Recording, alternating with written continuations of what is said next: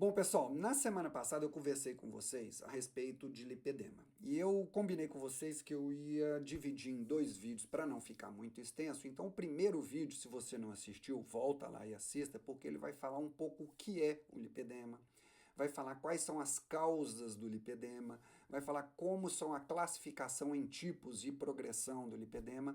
Isso tudo é muito importante para vocês entenderem o vídeo de hoje, porque o vídeo de hoje eu vou falar sobre como eu trato o lipedema e ele vai basear muito naquilo de como o lipedema é formado. Por isso eu vou trazer aqui para vocês a forma que eu uso nos meus protocolos de tratamento de lipedema dessas pacientes. Vamos lá? Então eu vou fazer um protocolo, ó, é um protocolo integrado e é assim que eu trato o lipedema. Primeiro, por quê? Porque a gente viu lá atrás que o lipedema é uma doença multifacetada, quer dizer, ela tem várias causas. E tentar tratar o lipedema só com restrição calórica, pensando que ele é uma obesidade, é um erro e talvez seja esse um dos principais motivos de frustração com os resultados, certo? A gente tem que focar em quê? Principalmente nas causas do lipedema. A inflamação, a gente já viu que é uma causa do lipedema. A fibrose é uma causa do lipedema. A gente já viu que os hormônios, principalmente o estrogênio, está diretamente relacionado ao lipedema.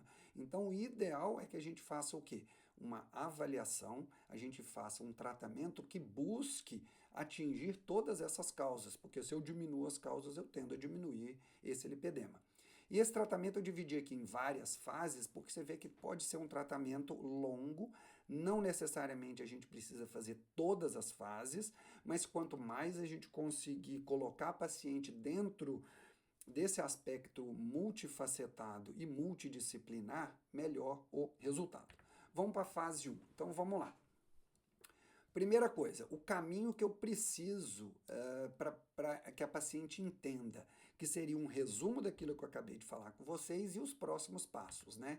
Então, o tratamento é um tratamento integral. Então, esse protocolo, ele tende a agir no lipedema de uma forma completa em todas as suas frentes.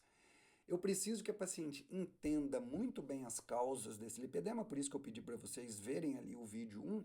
Por quê? Porque precisa de paciência para tratar essa patologia e precisa principalmente do comprometimento da paciente em fazer aquilo que tem que ser feito para que a gente atinja os melhores resultados.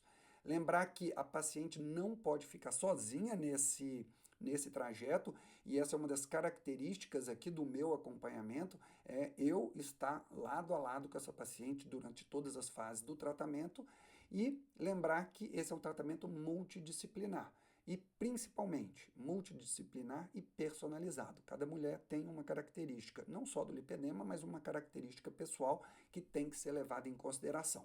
Então agora a gente vai entrar como? Agir no protocolo. A gente vai fazer o quê? O tratamento específico. Fase 1, que essa é uma fase super importante. Por quê? Porque a gente mencionou que o lipedema ele é uma doença de componente inflamatório. Então, a primeira coisa que a paciente tem que fazer é uma reeducação alimentar com o objetivo de ter uma alimentação de preferência anti-inflamatória, mas pelo menos que seja uma alimentação que não seja inflamatória, né? Porque muitas pacientes que têm uma alimentação aí com junk food, com muito carboidrato, ela acaba aumentando a inflamação do corpo com isso, o lipedema. Então, quais são as estratégias? A gente fazer dietas que a paciente consiga seguir e que sejam menos inflamatórias possíveis. Dieta cetogênica é uma doença, é uma dieta difícil de ser seguida. Mas se a paciente conseguir pelo menos aí uma semana, 2 semanas, 3 semanas de dieta cetogênica, ela vai baixar muitos níveis inflamatórios e isso pode ajudar numa fase inicial. E depois a gente acaba passando essa paciente ou para uma dieta low carb ou uma dieta mediterrânea que tem o quê? Altos componentes anti-inflamatórios e antioxidantes que vão ajudar essa mulher. E esse apoio tem que ter esse apoio nutricional, seja do médico ou do nutricionista. Então, essa é a fase 1 do tratamento, que é mudança alimentar para um padrão anti-inflamatório. Fase 2, essas mulheres precisam de movimento. O objetivo é o quê?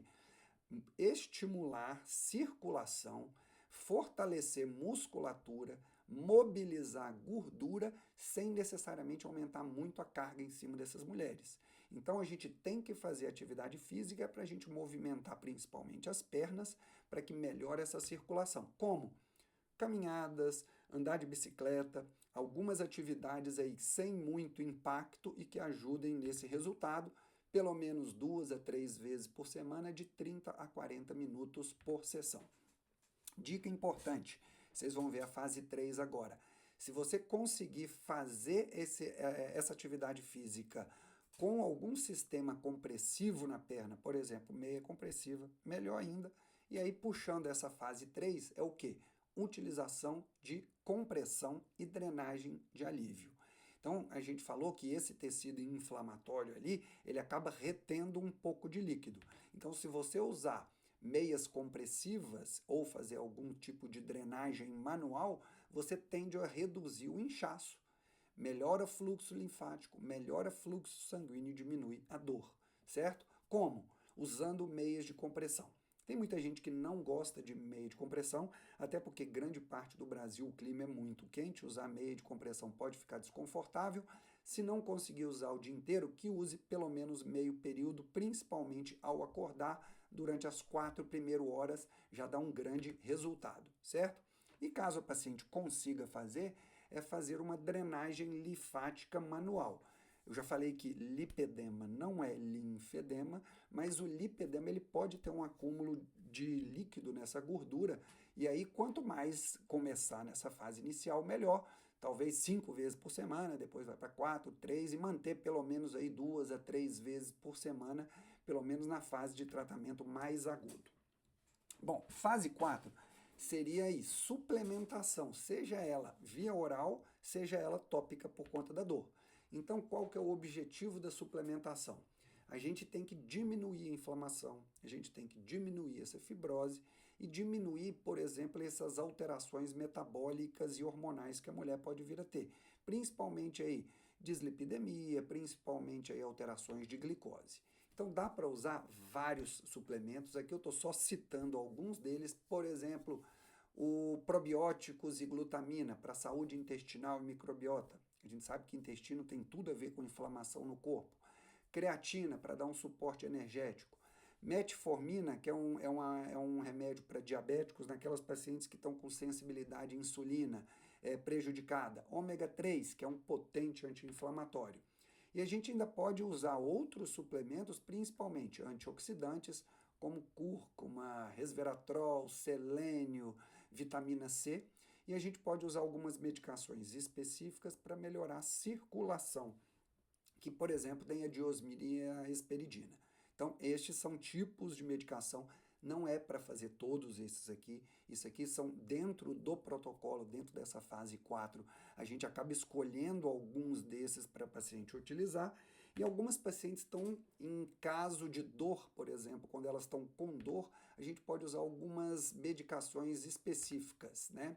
Como aqui nesse uso tópico de alguns cremes específicos aqui, usa castanha da Índia, mentol, arnica e etc. E além disso, a gente pode usar as medicações específicas, né? Então, medicações, por exemplo, quando a gente usa algumas medicações que tendem a melhorar retorno sanguíneo, algumas medicações que tendem a agir na gordura, ajudando queima de gordura, certo? E além disso, a gente pode usar alguns hormônios por via vaginal, seja ele a gestrinona, que tem uma capacidade de diminuir a ação do estradiol, seja ele a testosterona. Agora, pacientes em fases muito agudas ou muito sintomatológicas, a gente pode fazer um tratamento injetável, mas que segue mais ou menos o objetivo antioxidante, o objetivo anti-inflamatório. Qual que é a diferença da via oral? A gente consegue dar uma dose maior de medicação de uma forma mais imediata que a via endovenosa, então eu consigo dar mais drogas e com mais quantidade para que o efeito seja um pouco mais rápido, certo? E aí a gente pode utilizar vitamina C, antioxidante, anti-inflamatório, tudo isso reduzindo, com o intuito, né, de reduzir a inflamação no subcutâneo dessas mulheres, certo? Para algumas que estão com vitamina D muito baixa, a gente pode fazer vitamina D em doses elevadas em via intramuscular, certo? Em relação aos hormônios, a gente já viu que existe aí um desequilíbrio hormonal, E a gente tem que tomar muito cuidado para equilibrar esses hormônios e diminuir essas flutuações que ajudam a piorar o lipedema. Então, de preferência, a gente faz liberação contínua e controlada de hormônio, que tende a ajudar o quê? A equilibrar esses níveis hormonais, por exemplo, usar implantes de gestrinona, que diminuem a inflamação e estabilizam esses hormônios, além de uma ação antiestrogênica, tá? Lembrando que tudo isso aqui é indicação médica.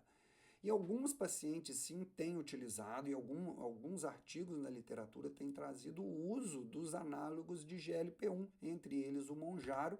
Qual é o objetivo? Fazer com que a gente reduza principalmente a quantidade de gordura no corpo. A gente já falou que o lipedema ele não é uma obesidade e só reduzir a gordura não adianta, mas a gente sabe também que pacientes que estão muito fora do peso, muito obesas, acabam piorando o lipedema. Então, ele ajuda melhorando a saciedade, ajuda a perder gordura, com isso a gente tende a melhorar um pouco o lipedema sim, né? E isso faz um controle metabólico. Então o paciente acaba comendo menos, lembrando que tem que comer muita proteína, mas acaba melhorando padrões inflamatórios e metabólicos. Então pode sim ser uma opção para pacientes em tratamento de lipedema. Então o que eu queria mostrar para vocês era exatamente isso. É que lipedema é algo complexo, é uma doença que tem muitas causas. Em primeiro lugar, essa informação era para trazer para você essa sensibilidade de perceber, será que eu estou com lipedema? Será que aquela pessoa que eu conheço está com lipedema? Então a primeira coisa de tudo é você desconfiar do diagnóstico e com isso procurar um médico especialista para que ele possa tratar. Esse foi o vídeo 1 e esse vídeo 2 é principalmente com o objetivo de que, já tendo esse diagnóstico de lipedema, saber que o lipedema é uma patologia que tem várias causas, sendo essas várias causas tendo que ser tratadas de várias formas, e em especial em conjunto, de forma personalizada e um acompanhamento multiprofissional, principalmente aí com médicos e nutricionistas, para que você tenha um melhor resultado. Bom, eu espero que esses 2 vídeos tenham feito muito sentido para você. Se fez sentido, curta o vídeo. Se você acha que pode fazer sentido para alguém, encaminhe, porque eu tenho certeza que isso pode ajudar muitas pessoas a fazer um melhor tratamento de uma patologia que causa muito sofrimento, tanto físico quanto sofrimento emocional. Certo? Muito obrigado aí. Vamos para o próximo vídeo.